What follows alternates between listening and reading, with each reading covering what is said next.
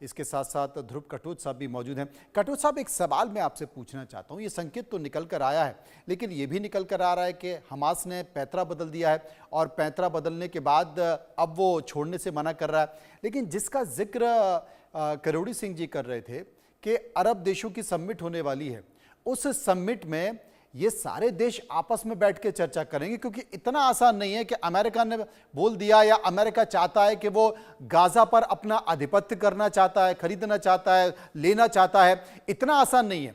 अरब देश बैठकर पहले चर्चा करेंगे, उस पर कोई प्रपोजल बनाया जाएगा, प्रपोजल बनाकर फिर अमेरिका के सामने रखा जाएगा, इजराइल के सामने रखा जाएगा, उस पर बातचीत होगी।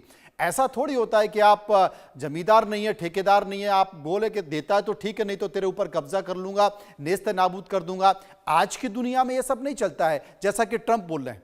कटोच साहब, ये बात मैं बिल्कुल मानने को तैयार हूं। जिस प्रकार से प्रेसिडेंट ट्रंप ने बोला है कि हम फ्रंट बना देंगे।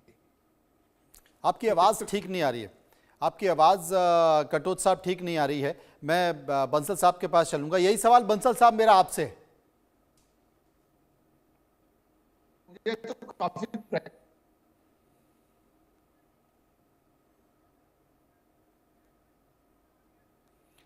बंसल साहब, मुझे लगता है कि जूम में कुछ तकनीकी खराबी आ रही है, आपकी आवाज़ भी ठीक नहीं आ रही है, करोड़ी सिंह जी की भी नहीं आ रही होगी।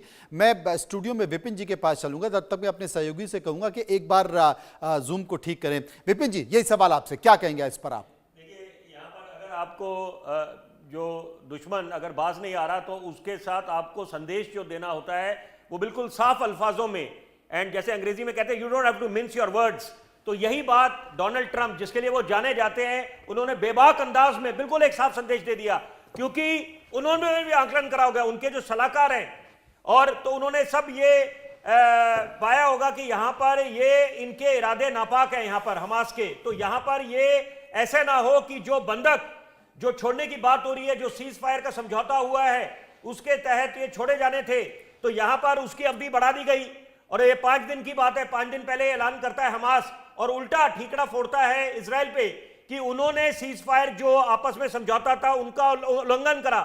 तो यहां पर अब जो ये डेडलाइन, ये जो शनिवार की 15 फरवरी की रखी गई है, मुझे लगता है कि यहां पर सारा ध्यान इसकी तरफ केंद्रित होगा, क्योंकि action speak louder than words.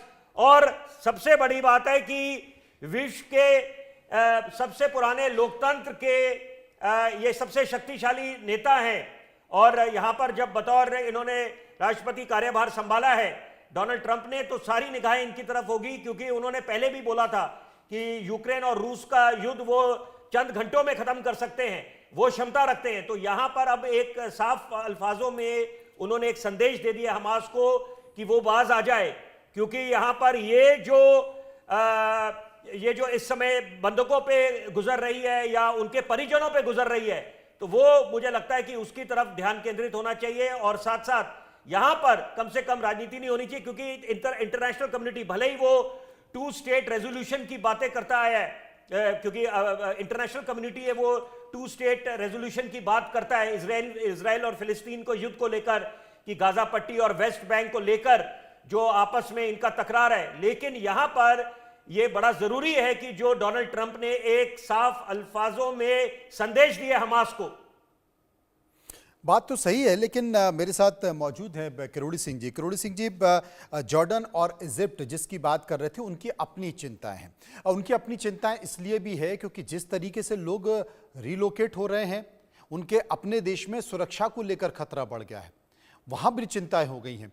और जिस तरीके का प्रस्ताव, भले ही तमाम मीडिया से बातचीत में इस बात का जिक्र डोनाल्ड ट्रंप कर रहे हैं कि मैं इसे एक बहुत सुंदर ज़मीन बनाऊंगा, एक सुंदर धरती बनाऊंगा, मैं इसे अपने पास रखूंगा, इसका विकास करूंगा, डेवलप करूंगा, दुनिया देखेगी, ये तमाम तरह की बातें कर रहे हैं। लेकिन उसके बावजूद भी जो इजिप्ट है और इजिप्ट के साथ जॉर्डन के लोग ट्रंप से बातचीत करना चाहते हैं। वो ये भी कहना चाहते हैं कि भाई भले ही अस्थायी तौर पर इतनी बड़ी संख्या में शरणार्थियों के आने के बाद दोनों देशों की संबंध सुरक्षा पर खतरा हो, लेकिन वो चाहते हैं कि भाई इस पर बातचीत की जाए, क्योंकि अपनी अपनी बातें हैं। अब इसमें जॉर्डन के किंग अब्दुल्ला अमेरिकी राष्ट्रपति से मुलाकात भी करना चाहते हैं कि कम से कम एक बार हमें भी तो बताओ कि आपका रोड मैप क्या है।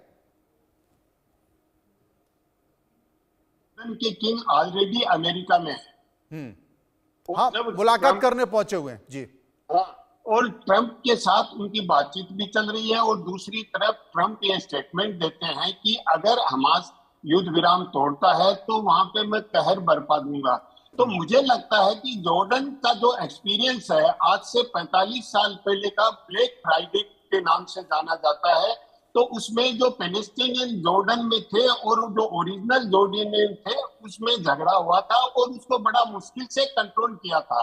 तो मेरे ख्याल से जॉर्डन के राजा की चिंता यह है कि अगर जो गाजान है उनको जॉर्डन में सेटल किया जाता है तो भविष्य में और ज्यादा समस्याएं हो सकती है जो जॉर्डनियन है और जो माइग्रेंट्स हैं या जो रिफ्यूजी हैं, तो उनके बीच में जॉर्डन में फिर संघर्ष हो सकता है।